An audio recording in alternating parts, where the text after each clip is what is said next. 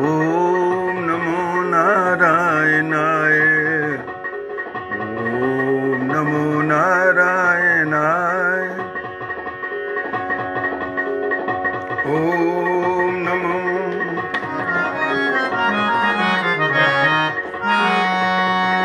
नारायणं परमभवं वसिष्ठं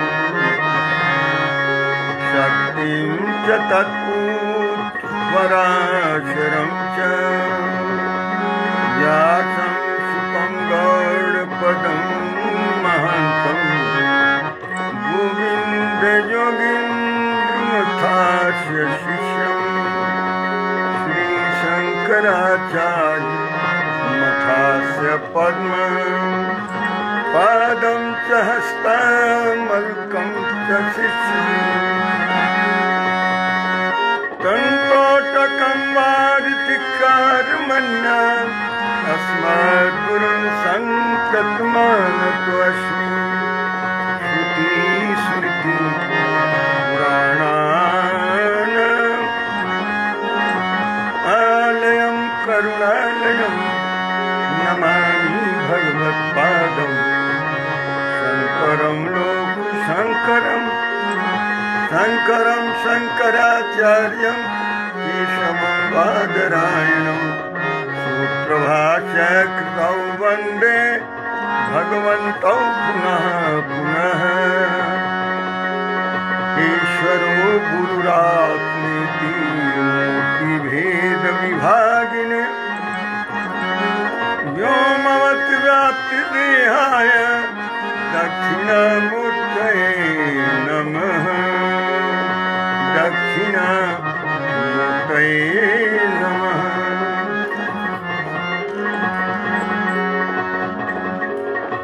ओम नमो नारायण।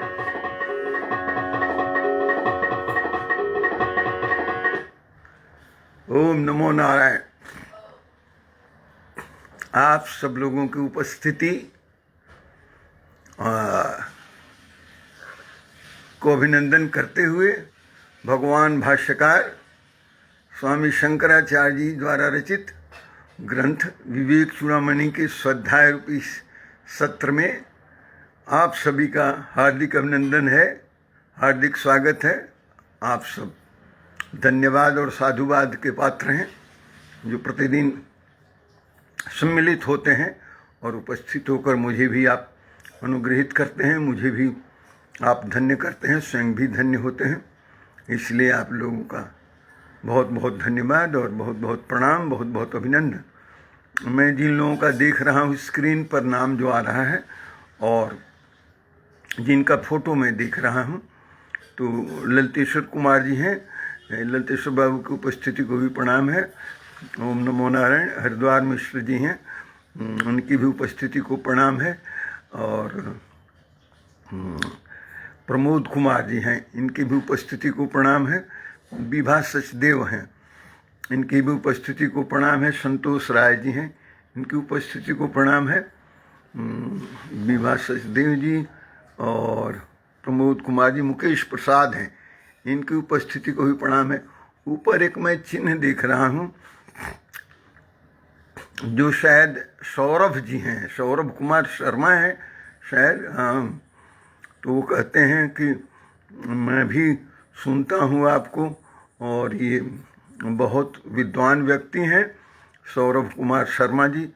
तो नाम तो नीचे लिखे नहीं स्क्रीन पर, लेकिन शायद वो जो लोगो उनके इंस्टीट्यूट का दिख रहा है, हाँ सौरभ जी, सौरभ कुमार पांडे जी हैं। मैंने एक दो बार प्रयास किया, आपका टेलीफोन बंद रहता है, या यदि पुराना टेलीफोन नंबर है तो नया टेलीफोन नंबर लिखिए। I would like to talk to you, you are an educated person, why you should not talk to me. आप बात करिए, मैं बात करूँगा आपसे टेलीफोन पर। टेलीफोन बंद मत रखा करिए, यदि वही है आपके प्रोफाइल में तो it's okay, otherwise you have change your telephone, you can just indicate that. Saurabh ji मेरे मित्र, सीनियर मित्र हैं श्री तेज प्रकाश श्रीवास्तव जी, उनकी भी उपस्थिति को प्रणाम है। ये प्रिया राय है मेरी अनुज बधू है, इसको भी बहुत सारा आशीर्वाद है। और अखिलेश कुमार जी हैं, बहुत बहुत आशीर्वाद आपको भी। ये ओमन से हैं, रोहित अस्थाना जी के माध्यम से। उनके पिता श्री रवि भूषण अस्थाना जी हैं, उनकी भी उपस्थिति को प्रणाम है। आप सब लोगों की उपस्थिति को प्रणाम करते हुए अभी देखता हूँ कि कुछ लोग और भी आ जाएंगे। अभी 7:15 हो रहा है। आज के दिन थोड़ा टाइम चेंज होता है, शनिवार के दिन और वीरवार के दिन, क्योंकि मैं एक और क्लास लेता हूँ 7 से 8, इस वजह से। संतोष राय जी हैं, आपकी उपस्थिति को प्रणाम और ढेर सारा अभिनंदन। तो आज एक भजन हो जाए अभी, फिर उसके बाद करते हैं। मुझे याद है किसने कहा था, मैंने कभी एक कबीर का भजन को भी गाया था, प्रस्तुत किया था, तो किसी ने कहा कि चदरिया झीनी रे झीनी वाला एक बार सुनाइए। चदरिया झीनी रे झीनी किसने कहा था? I don't remember actually who has told and who has requested for that. Ajit, Akhilesh Kumar और someone else, I don't remember. तो आज हम चदरिया झीनी रे झीनी का करते हैं। मामा जी ओम नमो नारायण प्रणाम। कौन है ये? अभी और कुछ लोग आ गए। हाँ, अमृत है मेरा भांजा, बहुत बहुत आशीर्वाद। हाँ, गांव पे नेट अच्छा। सौरभ कुमार पांडे जी, आप गांव में हैं? आजकल गांव पे नेटवर्क नहीं है। मैं आपसे कल दूसरे नंबर से कॉल करूंगा, आपका नंबर आ गया है गुरु जी। हाँ, वो नेटवर्क की कोई बात नहीं है, सेल फोन पर बात करने में, टेलीफोन पर बात करने में नेटवर्क की क्या बात है। अजय भोंगे जी हैं ओमन से, आपकी भी उपस्थिति को प्रणाम है। चलिए अभी आज करते हैं, देखिए आनंद लेते हैं थोड़ा भजन का कि कैसा होता है। कभी भजन भी हो लेना चाहिए।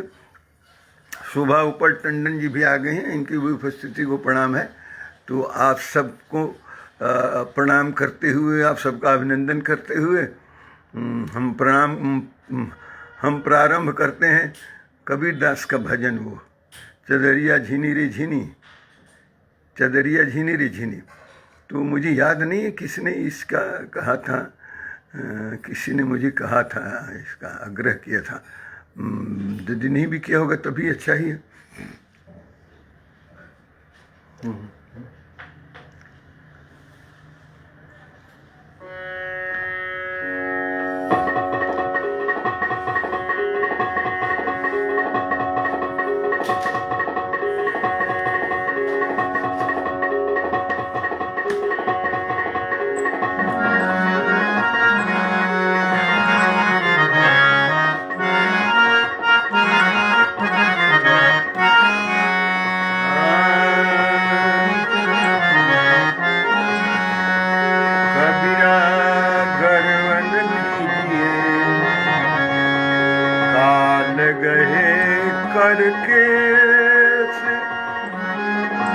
कबीरा घरवन कीजिए, काल गए करके। उदय जी आ गए हैं, ओम नमो नारायण। ना जाने कब हमारी है, क्या घर क्या क्या परदेश।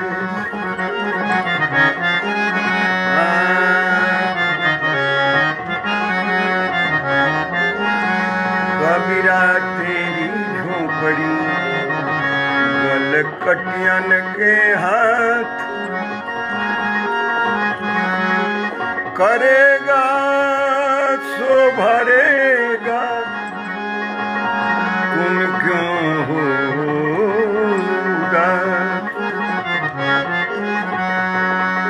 सुरेश जी हैं, कैसे भाई? सुरेश भाई पूनम है, बेटी है, आशीर्वाद। चदरिया चदरिया चदरिया झीनी रे रे झीनी, चदरिया झीनी रे रे झीनी, चदरिया झीनी रे रे झीनी।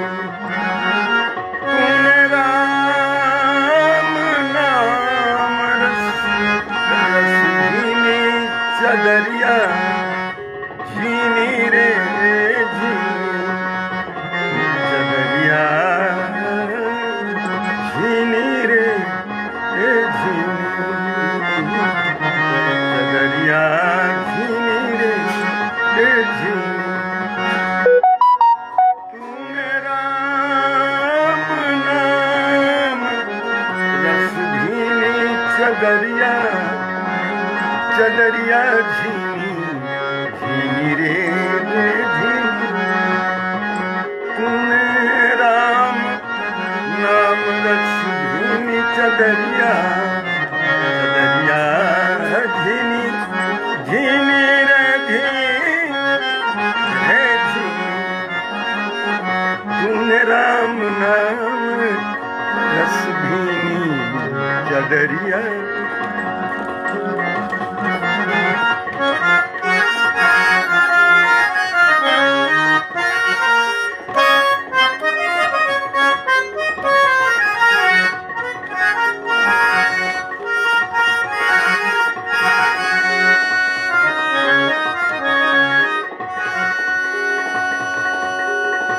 सुनिएगा ध्यान से।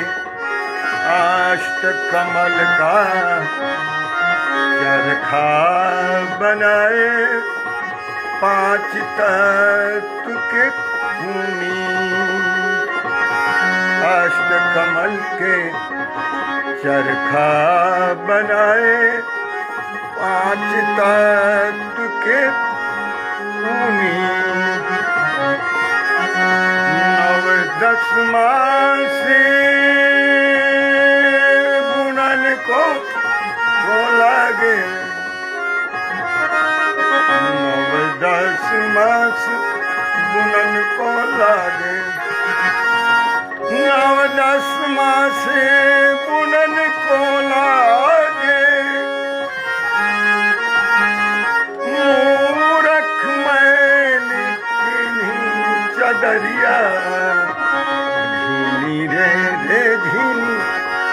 हर मूरख मैली झीनी चदरिया, चदरिया झीनी रे झीनी।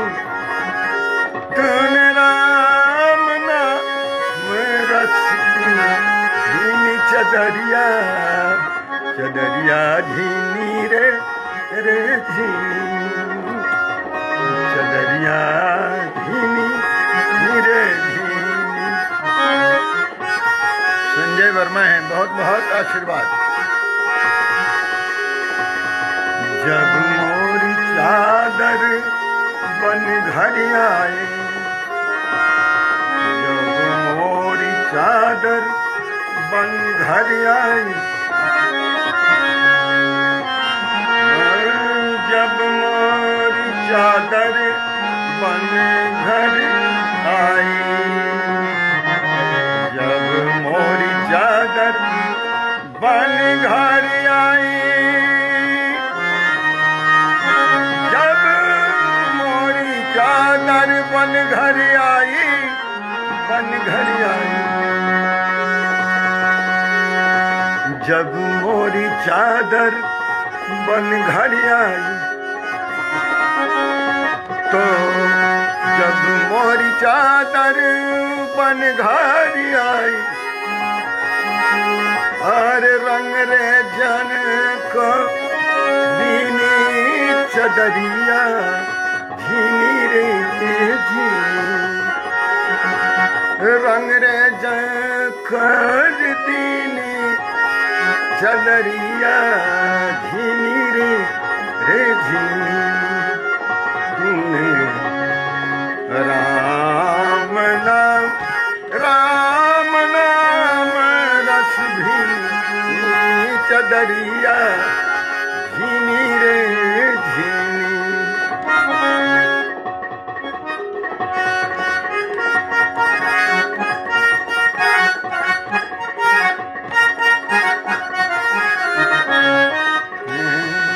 चदरिया झीनी रे झीनी।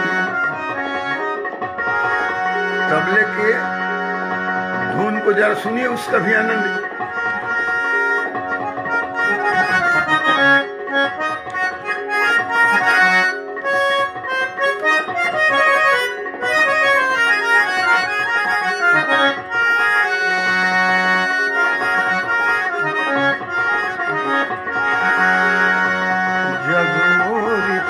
चादर बन घर आया। सब बड़े बड़े गायक कलाकार जब बोलते हैं कहते हैं रंगरेज जनकर दीनी। रंगरेज कौन है जी? रंगरेज गुरु है, तो कहते हैं लाल लाल कर। रंगरेज तो गुरु बता देते हैं, लेकिन कबीर का अष्ट कमल के चरखा बनाए हो, ये अष्ट कमल कोई बताता नहीं है, किसी के बस का है नहीं, क्या बताएगा? जो वेदांत पढ़ा रहेगा वही बताएगा कि अष्ट कमल का चरखा कैसे बनता है और 5 तत्व की पूनी कैसे बनती है और फिर चादर कैसे बनता है।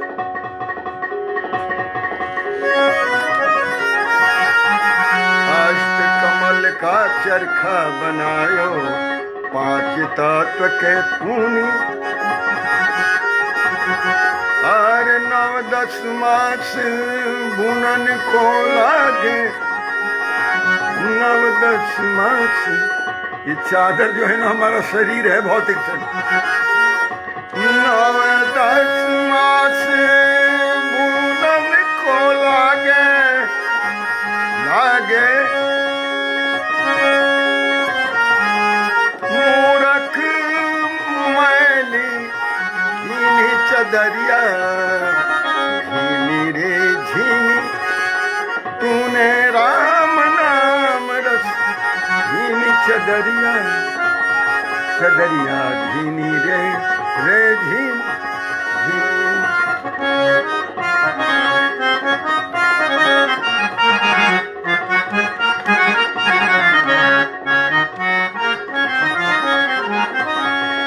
जब मोरी चादर बन घर आई तो रंगरेजन कर दीनी। ऐसी चादर रंगा रंग रे जने, ऐसी चादर रंगा रंग रे जने, लाल लाल कर दी चदरिया झीनी रे झीनी। राम नाम रस भी झीनी चदरिया झीनी रे झीनी चदरिया झीनी रे रे झीनी।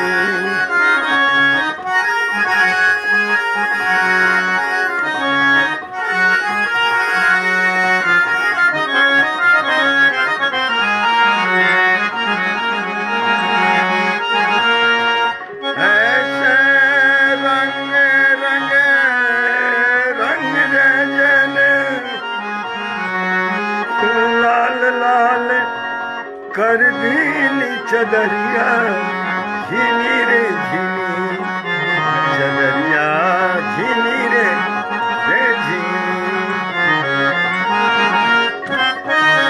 तूने राम नाम रस भी झीनी चदरिया झीनी रे झीनी रे चदरिया झीनी रे झीनी।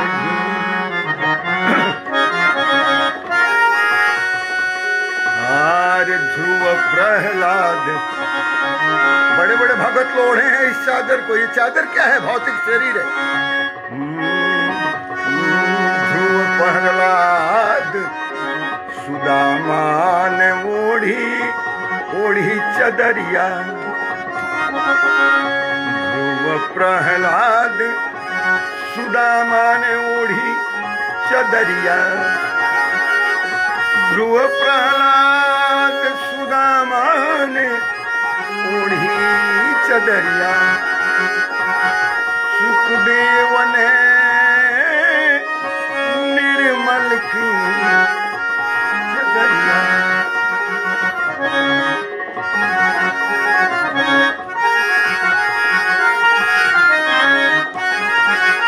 दास कबीर ने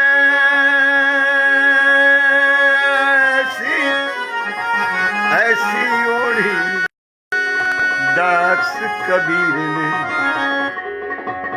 ऐसी ओढ़ी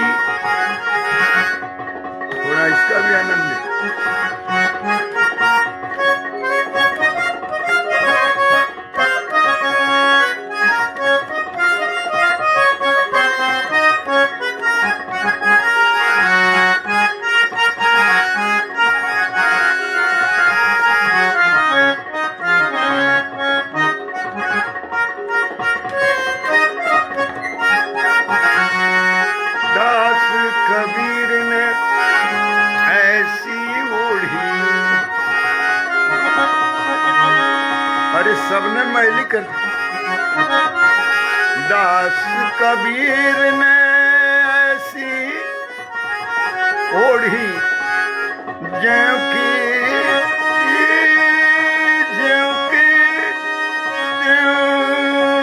धर दीनी रे चदरिया झीनी रे झीनी तूने राम राम नाम रस झीनी चदरिया झीनी झीनी रे झीनी दास कबीर ने सी ओढ़ी दास कबीर ने ऐसी ओढ़ी दास कबीर ने ऐसी ओढ़ी ज्यों की त्यों धारे दीनी चदरिया झीनी रे झीनी तूने राम नाम रस भीनी चदरिया झीनी रे झीनी चदरिया झीनी रे झीनी। बोलिए प्रेम से सच्चिदानंद भगवान की जय।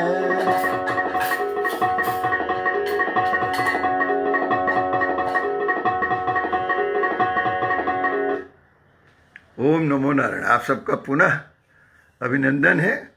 पवन ब्रह्मर्षि जी आए हैं, बाद में राज राय जी आए हैं, बहुत अच्छा। संतोष मिश्र जी भी हैं और उदय कुमार शर्मा जी भी हैं, ब्रजेंद्र राय जी हैं, सौरव कुमार पांडे हैं। हाँ, तो आप सबका हार्दिक अभिनंदन है। आइए अब विवेक चूड़ामणि को देखते हैं कि ये कबीरदास जी आए हैं बाद में शंकराचार्य जी के। तो भगवान शंकर के अद्वैत को भी इन्होंने खूब, पढ़ाकू नहीं थे, ये तो साधक थे, संत थे।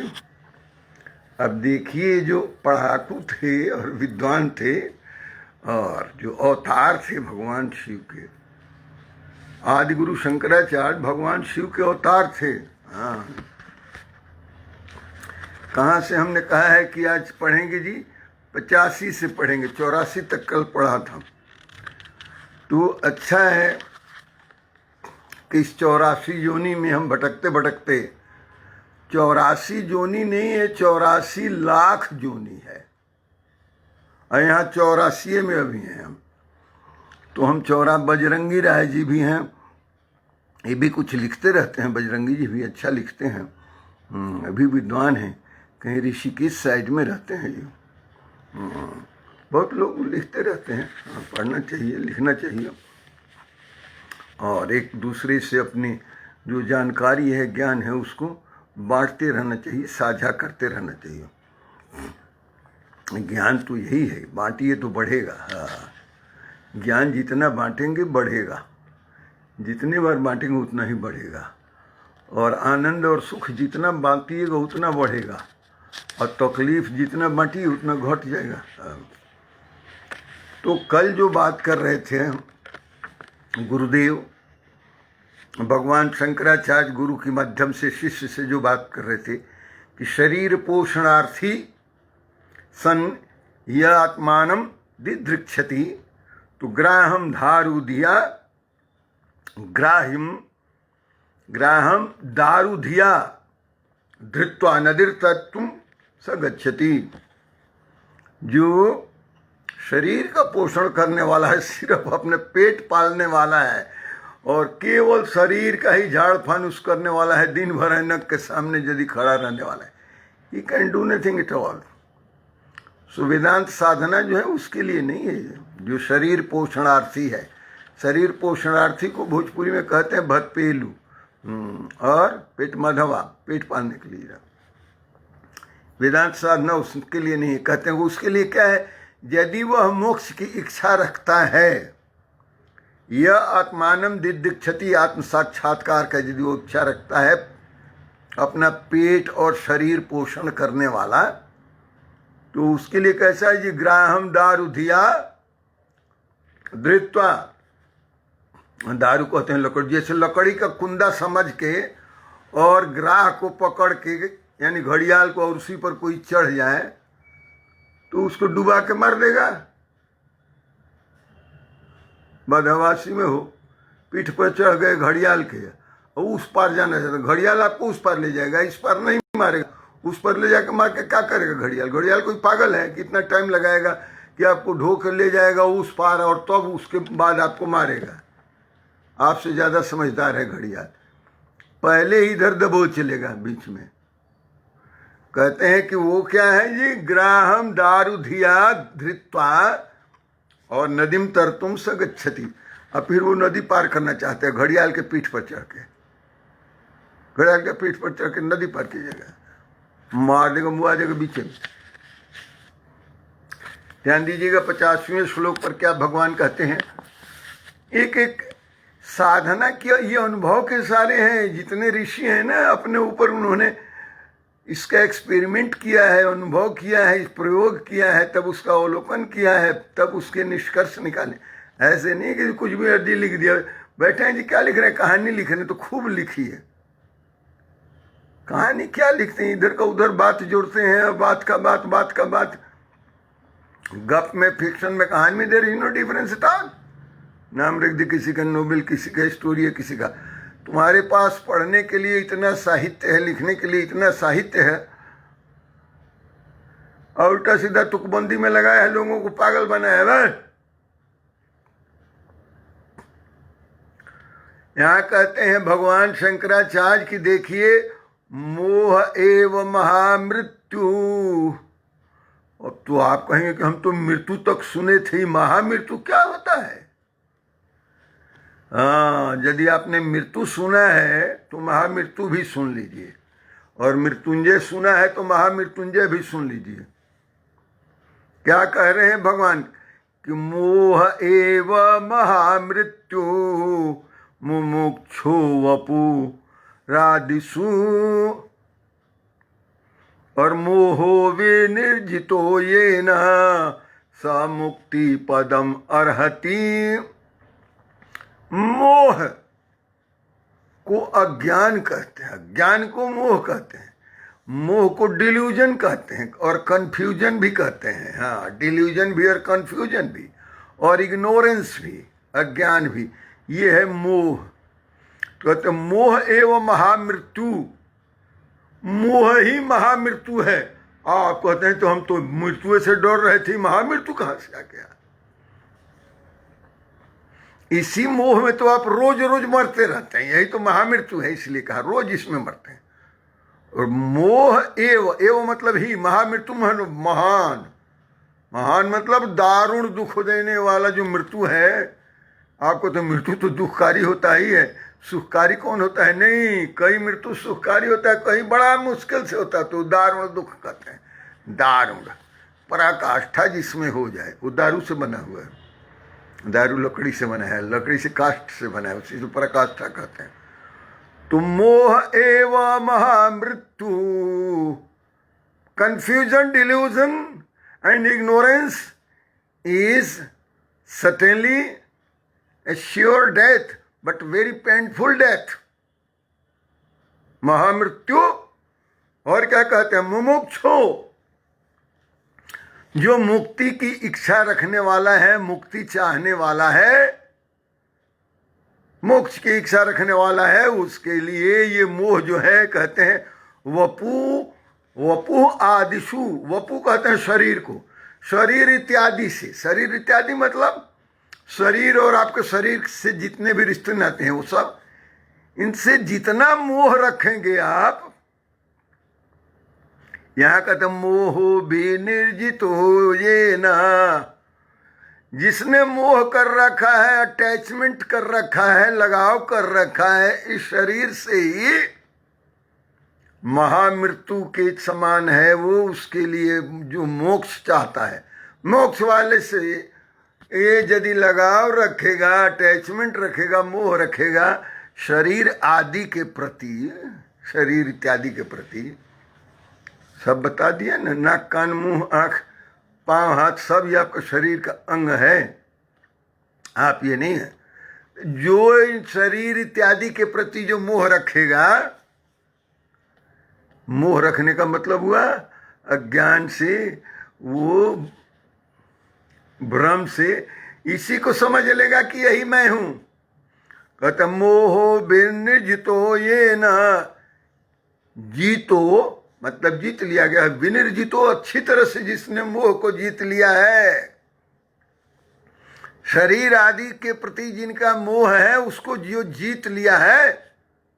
जो नहीं जीता उसके लिए तो महामृत्यु है, शरीर आदि से अटैचमेंट रखना। और जिसने जीत लिया है इसके ऊपर, आप जानते हैं सन्यासी, योगी सन्यासी और सैनिक, ये डरता नहीं है। क्यों? क्योंकि उसने शरीर के मोह को त्याग दिया है कि शरीर है क्या है।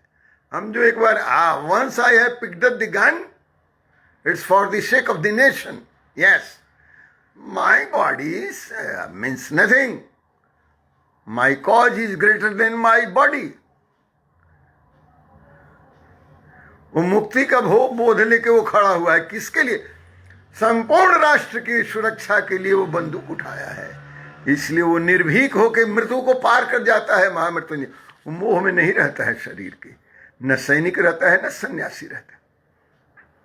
स्वामी विवेकानंद को अमेरिकन लेडी ने कहा कि आपका सारा खर्चा और हम संभाल लेंगे, आप हमारे इसमें आ जाइए, हमारे घर पर रहिए और हमारे संप्रदाय में आ जाइए और हमको। स्वामी विवेकानंद ने कहा कि आपने हमको क्या समझ रखा, हम पेट पालने के लिए यहाँ हैं? I have not bothered about my next meal, I don't know where my next meal will B.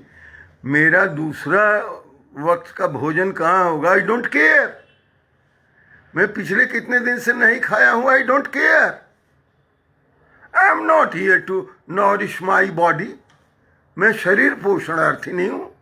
I am not interested in nourishing my body. What do you mean?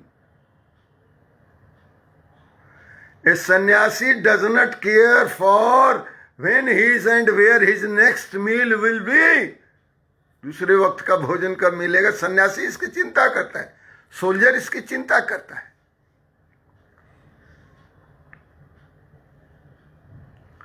आप सब लोगों को तो मालूम है, चलिए किसी दिन सोल्जर की कहानी सुनाऊंगा, पाकिस्तानी सोल्जर की, जापानी सोल्जर की भी सुनाऊंगा, इंडियन सोल्जर की भी सुनाऊंगा। आप कहीं सब मिलते रहते हैं, कहाँ आपसे मिलते नहीं है तो हम कहाँ रहते हैं? हम तो गाँव में ही खाली रहते हैं, बॉर्डर से हम सीधा कनेक्टेड रहते हैं हमेशा।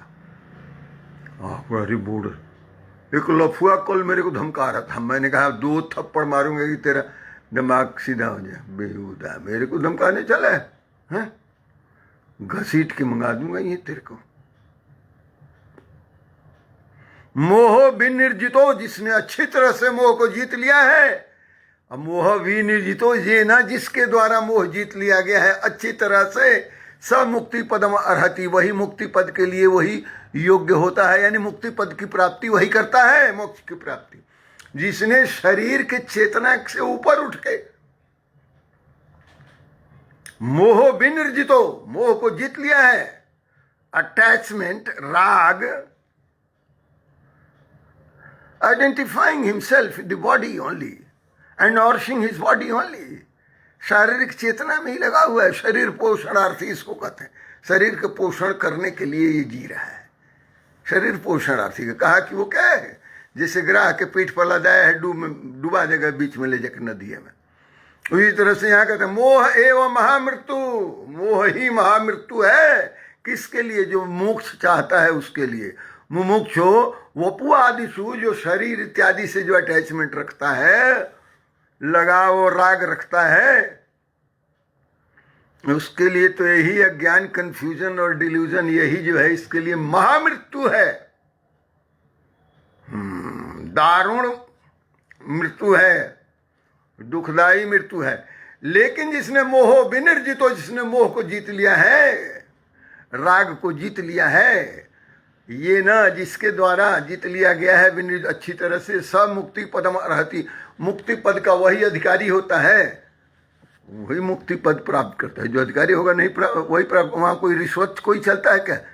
मुक्ति के लिए यदि रिश्वत से काम बन जाता तो बड़े सारे लोग आते, हमारे पास भी आते, कहते कि आप बताइएगा क्या क्या क्या बताइएगा, अब मुक्ति कैसे मिलेगा, हाँ मेरे को तो पता है, तो मुझे दे दीजिए ना, कितने का आता है, किलो के रेट में, मारूंगा एक थप्पड़ भाग यहाँ से, किलो के रेट में मुक्ति बिकता है,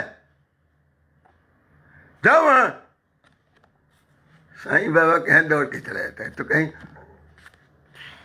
आप लोगों को पता ही नहीं है, जाते नहीं आप लोग ना कभी जंतर मंतर ना रामलीला ग्राउंड। जब हम इनको कहते हैं कि आप दिल्ली के बाहर रहिए तो कहते हैं कि नहीं हम दिल्ली में आएंगे, हम जब कहते हैं कि बुढ़ारी में जाइए तो कहते हैं कि नहीं हम रामलीला ग्राउंड में आएंगे, हम कहते हैं जबकि रामलीला ग्राउंड में करिए धरना तो कहते हैं नहीं हम जंतर मंतर पर आएंगे। अब क्यों कहें ठीक है जंतर मंतर पर बैठे, कहते हैं नहीं आपके सिर पर बैठेंगे। अरे ले, यानी हम जहाँ कहेंगे वहाँ नहीं जाएंगे, आप अपने आप चले आएंगे धीरे धीरे धीरे धीरे। ये सब जितने जिनको आप आंदोलनबाज कहते हैं ना, ये बाड़े के टट्टू हैं। आप कहें किसानों का आप क्यों इस तरह से लताड़बाजी, ये किसान उसान के नेता नहीं है, ये तो सब सौदेबाजी कर, किसान सौदेबाजी करता है, खेत में काम कर रहा है, किसान को क्या मतलब है इस सौदेबाजी से, इसमें किसको क्या नुकसान है वो तो कोई बता ही नहीं रहा है, कह रहा है कि आगे नुकसान होने वाले, नुकसान होने का तो बताइएगा हम ठीक कर देंगे। बेहुदा मोह बिन निर्जितो ये ना, तो कहते हैं कि स मुक्ति पद अर्हति, मुक्ति पद का वही अधिकारी है। आपके पास यदि मोह से आप मुक्त हो गए हैं, शारीरिक चेतना से ऊपर उठ गए हैं, तो मुक्ति आपके पास खड़ी है, आपको आलिंगन करने के लिए। You are liberated, you are accomplished. आगे कहते हैं कि देखिए जी साधना कर रहे हो बेटे, जी महाराज आप आग बताइए तो क्या कहना चाहते हैं। तो कहते हैं कि देखो बेटे ध्यान रखना, मोहम जही महामृत्यु, फिर महामृत्यु कहते, फिर महामृत्यु कहते हैं, मोह ही महामृत्यु है। पहले कह दिया मोह एवं महामृत्यु, मृत्यु का कारण नहीं है, मोह पकड़ लिया जिसको समझ लीजिए मरा। अच्छा अब सरकार कह रही है आंदोलनकर्ताओं से इसमें जो बच्चे और बूढ़े हैं चले जाएं। बच्चे बूढ़े आए किस काम के लिए थे, बच्चा डिस्कशन करने आया था का स्टेशन में, अब बूढ़े क्या करने आए थे, रात जूता खाने आए थे, चले जाओ। जो हट्टे कट्टे हैं यानी ये बॉर्डर पर आए हुए हैं क्या है कि हट्टे कट्टे लोग रह जाएं। अरे इनमें से यदि 10-20 हज़ार हैं तो 2-4 बटालियन बना के और भेज दिया जाए, इफ़ दे कैन वॉलंटियर। इतने बड़े त्यागी हैं, तपस्वी हैं, 6 महीने का खाना लेके आए, तो 6 महीने का खाना चाहिए कि सरकार को कहे कि चलिए बॉर्डर पर ITP बॉर्डर पर, इंडो तिब्बतन बॉर्डर पर चलिए, वहाँ आप आराम करिएगा, वहाँ आपका चूल्हा चक्का चलता रहेगा, कुछ और हम भी मदद करेंगे। और पूरा पहलवानी दिखा लीजिएगा चीनियों के ऊपर, या इधर कारगिल चाहे में जाना चाहते हैं PO के साइट में तो उधर में आपको भेज दिया जाएगा जी। डॉक्टर साहब, डॉक्टर सईदान सिंह साहब अभी आए हैं, तो सौरव कुमार पांडे जी भी आए हैं, तो ये सब का तो काम हो ही गया। अनमोल सिंह जी आए हैं जी, सब ठीक है। हाँ तो इनको कह दीजिए कि या तो ITB इंडो तिब्बतन बॉर्डर पर चले जाएं, ये पहलवानी दिखाना है तो ताकत हमारे से क्या दिखाना है, चाइनीज से दिखाओ, दुश्मनों से दिखाओ। सरकार तुम्हारे दुश्मन थोड़े हैं कि इनसे ताकत दिखा रहे हो। शहीदान सिंह साहब आ गए हैं, डॉक्टर साहब उनकी उपस्थिति को पढ़ा में, तो 2-3 रेजिमेंट बनाइए, 2-3 तो एक ही रेजिमेंट के लिए हैं, 2-3 रेजिमेंट तो बनेगा नहीं, एक रेजिमेंट बनेगा, हज़ार के बटालियन में 10-20 बटालियन बन जाएगा, तो 2-3 ब्रिगेड हो जाएगा। तो इनको भेज देंगे POK में भेज देंगे कुछ को, और कुछ को भेज देंगे उधर, कहाँ जी गलवान घाटी वगैरह वाला इलाका है उधर, और कहेंगे कि आप लोग लड़िए जितना लड़ना है, अब मरकट के जो बचेंगे वो आ जाइएगा बाद में, नहीं मुझे खर्चा हो गए तो गए। हाँ हमको कोई कहा कि अरे तो सब कांग्रेसी है, हमने कहा तो उससे क्या हो गया, कांग्रेसी है तो है, उसको आंदोलन करने का अधिकार है तो आंदोलन कर रहा है। जब पीट गया है जितेंद्र राय आनंद कंद महाराज जी, जितेंद्र दास, बहुत अच्छा जी, प्रणाम आपकी उपस्थिति को। कहते हैं सबसे पहले भगवान शंकराचार्य गुरु के माध्यम से शिष्य, मोहम जही महामृत्यु देहदार सुतादिषु, बता दे रहा हूं ठीक से, यम यित्वा मुनयो यान्ति तद विष्णु परमम पद, विष्णु के परम पद को चाहते हैं। अच्छा, झगड़ा लोग लगाते हैं क्या, हरि पद अलग है, विष्णु पद अलग है, ब्रह्म पद अलग है या शिव पद अलग है। अरे भगवान आपका भला करे। यहाँ शंकराचार्य जी जिस विष्णु पदम की बात करते हैं, शंकराचार्य यदि केवल शिव के ही भक्त होते हैं, विष्णु से उनकी कोई दुश्मनी हो तो क्यों लिखते कि विष्णु पदम। लिख रहे हैं कि जिसको विष्णु पद की प्राप्ति करनी है, विष्णु पद क्या है, विष्णु पद ही ब्रह्म पद है, और वही ब्रह्म पद शिव पदम भी है, वही शिवोहम भी है। इसी को तो ब्रह्मात्मैक्य कहते हैं, और इसी अद्वैत की तो साधना कराते हैं। नमो नमः आचार्य श्री, बहुत बहुत प्रणाम है आपको आचार्य जितेंद्र दास आनंद कंद महाराज जी हैं, ये महाराष्ट्र हैं, मुंबई से हैं, तो विद्वान संत हैं। विष्णु जी में शिव जी में कोई झगड़ा नहीं है, हाँ एक ही है, एक ही भाई नहीं है, एक ही है, अलग अलग समय में अलग अलग रूप बदल देते हैं। अब आदमी तो होता है, कभी प्रधानमंत्री बनता है, कभी वही जाके कभी चीफ मिनिस्टर रहता है, कभी कुछ रहता है, तो ये तो रोल होता है ना, भूमिका, जिस भूमिका में है वो बन गए। कहते हैं भगवान की मोहम जही महामृत्यु, मोह रूपी महामृत्यु को पहले मारो, जही मतलब मारो, उसका कत्ल करो। दुश्मन का कत्ल करना होता है ना, तो सबसे बड़ा शत्रु कौन है, महामृत्यु है। और वो महामृत्यु क्या है, मोह है, तो पहले मोह को ही मारो। मोहम जही, जही मतलब मारो उसको, उसकी हत्या कर दो। मोहम जही महामृत्यु, महामृत्यु को ही पहले मारो। हमको वो मारे उससे पहले उसी को मारे।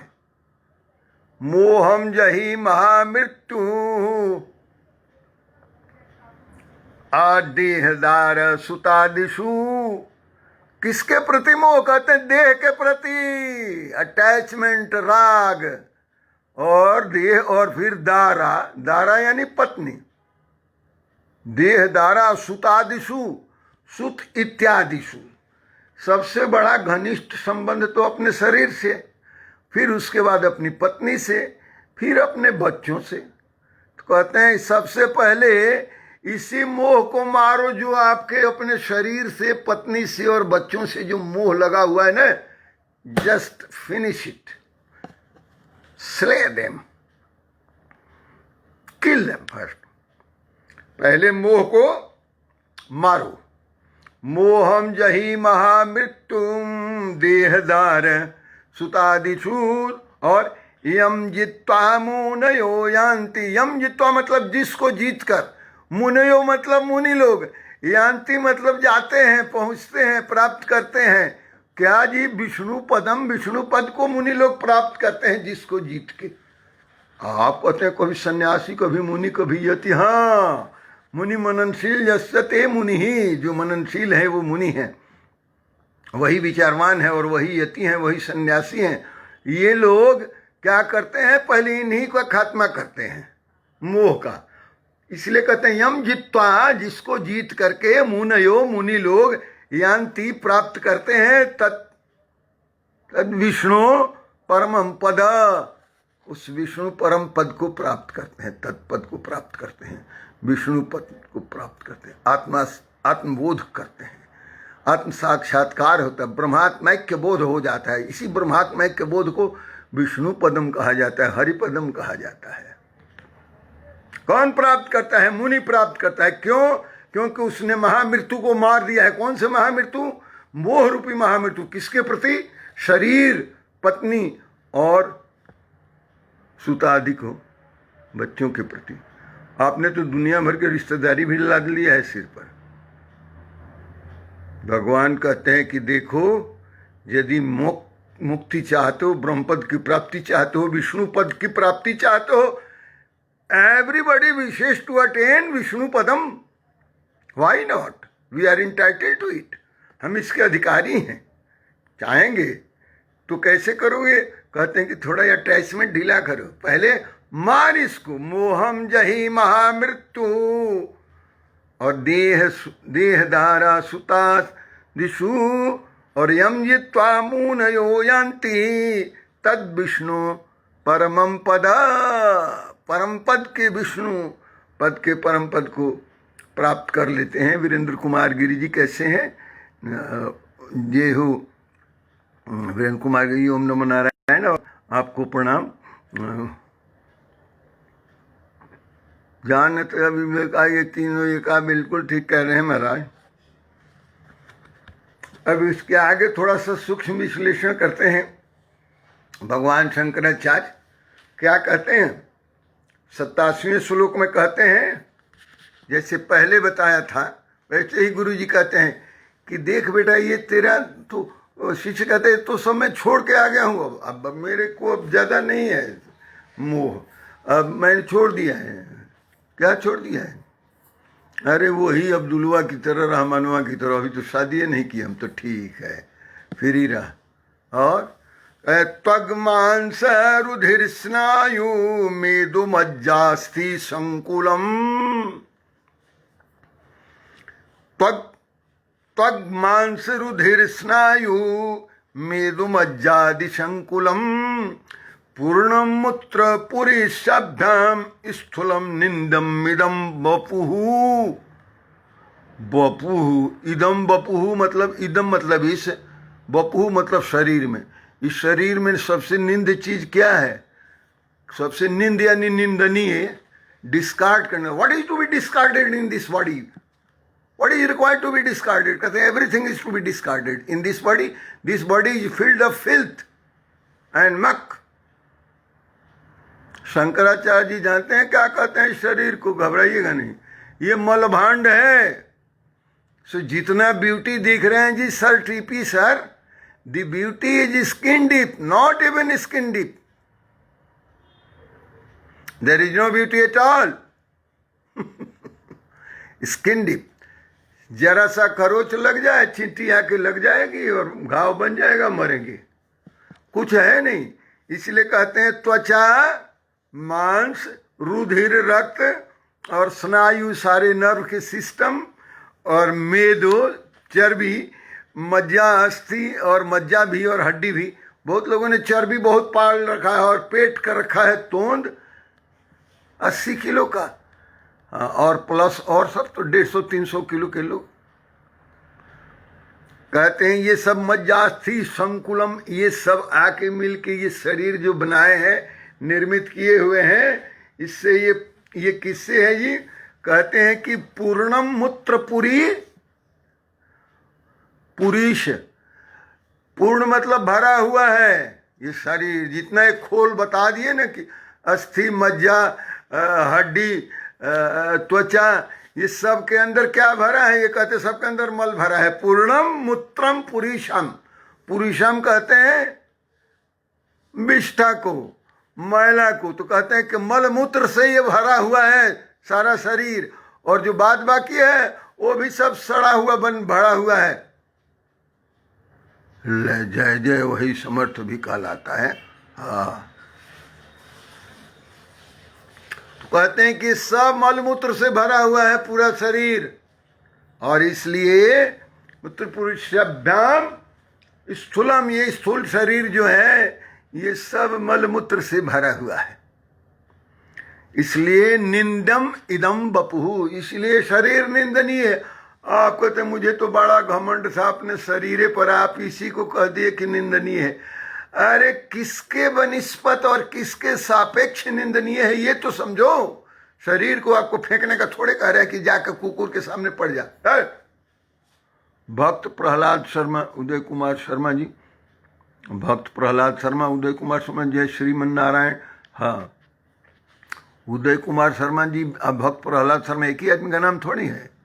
हाँ, कहते हैं पूर्णम मूत्रम पुरीशभ्याम स्थूलम निंदम इदम वपुहु, ये सब निंदनीय है, श्लाघनीय नहीं है।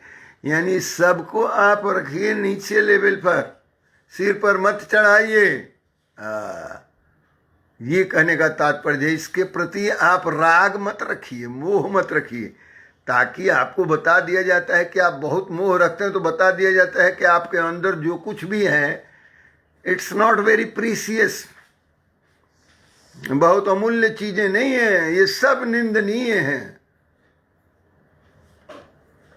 अब तो कहते हैं कि आपने तो सब इसको निंदनीय बता दिया, इस शरीर में भरा हुआ। हाँ, अभी इतने आगे और चलिए क्या बता रहे हैं बाबा जी, और इसकी कीमत किस अवस्था में है ये भी तो जानना पड़ेगा ना। आखिर भगवान शंकर हैं, शंकराचार्य हैं, आपको रास्ता बताएंगे, गुरुदेव रास्ता बताएं क्या करना है। पंचीकृतिभ्यो भूतेभ्यः स्थूलेभ्यः पूर्वकर्मणा समुत्पन्नम् इदं स्थूलं भोगायतनम् आत्मनः अवस्था जागतः अस्य स्थूलार्थानुभूयतः। यहाँ तो थोड़ा आपको टिकना पड़ेगा, पकड़ाना पड़ेगा इसको। 2 मिनट समझ लेंगे, आखिरी आज का श्लोक रहेगा। और पंचीकृतिभ्यो, पंचीकृतिभ्यो का मतलब पंचीकृत किया हुआ, पंचीकरण कहते हैं अनडिफरेंशिएशन को, undifferentiated, it is not differentiated. पंच महाभूत का वो रहता है डिफरेंशिएटेड जब वो अपंचीकृत रहता है। अपंचीकृत का मतलब होता है अलग अलग पांचों के तत्व हैं।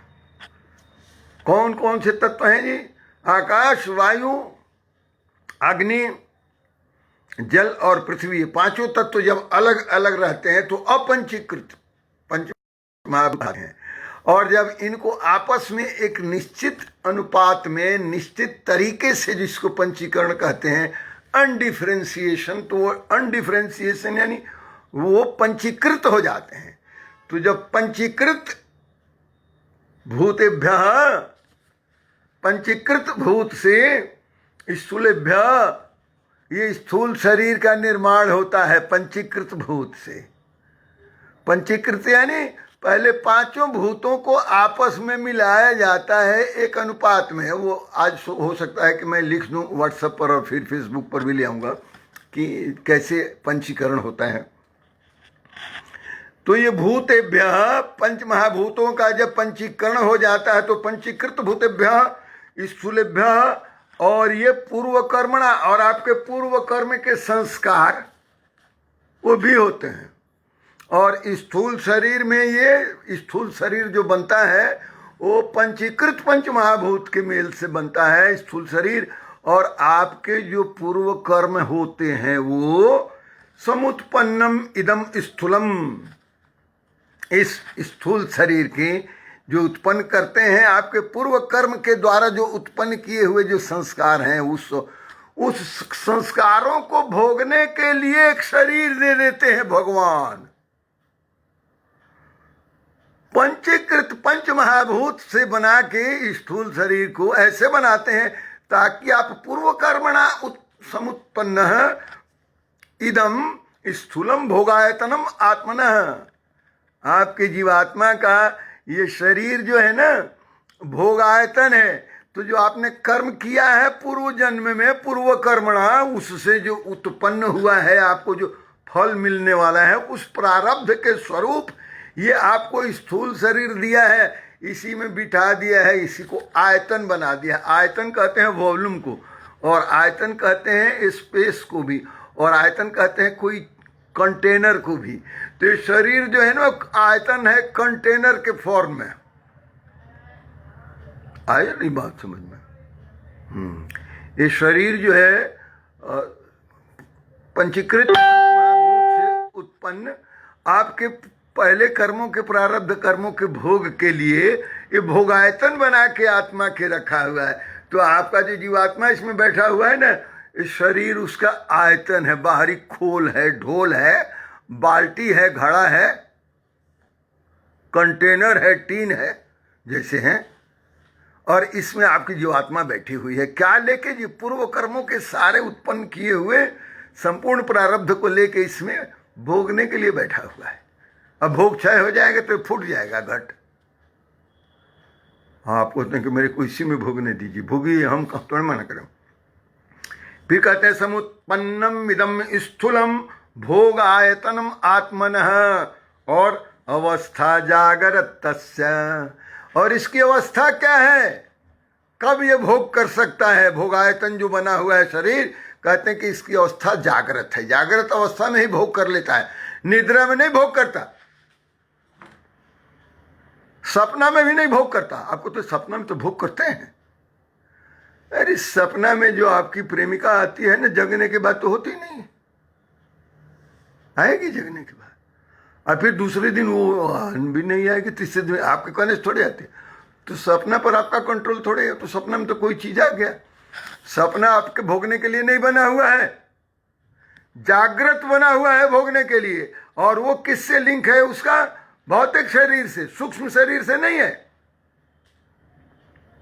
जागेंगे तभी शरीर से भोग होगा, सोए रहेंगे तो भोग कैसे होगा, नहीं होगा। सोने में आप कुछ भोग करते हैं, you don't enjoy any pleasure, sensory pleasure through objects of sensory pleasure. You cannot enjoy sensory pleasures during your sleep. वो प्लेजर अलग है, वो ब्लिस है। यहां कहते हैं अवस्था जागरत तस्य, उस भोग आयतन जो शरीर आपका बना हुआ है, इसकी अवस्था क्या है, कहते हैं स्थूल शरीर जागृत अवस्था में ही भोग करता है। स्थूलार्थ अनुभवोयतः, जिस तरह से स्थूल का अनुभव किया जाता है स्थूल अवस्था में, वो भोग सिर्फ स्थूल पदार्थों के अनुभव पर ही आश्रित है। जागृत में जिस पदार्थ से आप भोग करते हैं उसी पर आश्रित है ना। तो ये जो आश्रित स्थूलार्थ अनुभव हो जाता, ये आश्रित है। यानी स्थूल शरीर से जागृत के अवस्था में आप जो आप अनुभव करते हैं, इस शरीर के आयतन से इतना ही तक इसका लिमिट है, इससे ज्यादा का नहीं है। स्वप्न में नहीं है, निद्रा में नहीं है। चलिए इसके ऊपर थोड़ा और विश्लेषण किया जाएगा। अब 9:10 हो गए हैं, वाणी को विराम देते हैं और पूर्णमदः पूर्णमिदं करते हैं। आप सबका बहुत बहुत धन्यवाद। सुशील कुमार राय जी भी आ गए हैं, आपका भी धन्यवाद सुशील बाबू। और कौन है सुशील जी के साथ साथ, सुशील कुमार राय जी हैं और सौरभ कुमार पांडे जी हैं और जितेंद्र दास जी हैं। बहुत बहुत प्रणाम आप सबको। बड़ी भाग मानुस्तन पावा भक्त प्रहलाद शर्मा हैं और इनके साथ उदय कुमार शर्मा, जय श्री नारायण हैं, टीपी श्रीवास्तव सर हैं, जितेंद्र दास आनंदकंद महाराज जी हैं, वीरेंद्र कुमार गिरी जी हैं। आप सबका बहुत बहुत धन्यवाद, बहुत बहुत आभार। ओम नमो नारायण। और फिर कल मिलते हैं, पूर्णमदः हो जाए।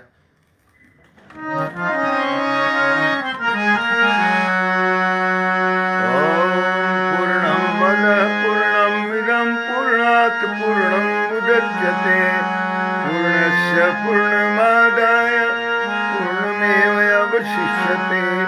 ओम शांति शांति शांति। ओम नमो नारायण, ओम नमो नारायण। बहुत बहुत प्रणाम, बहुत बहुत धन्यवाद, बहुत बहुत साधुवाद। फिर कल मिलते हैं।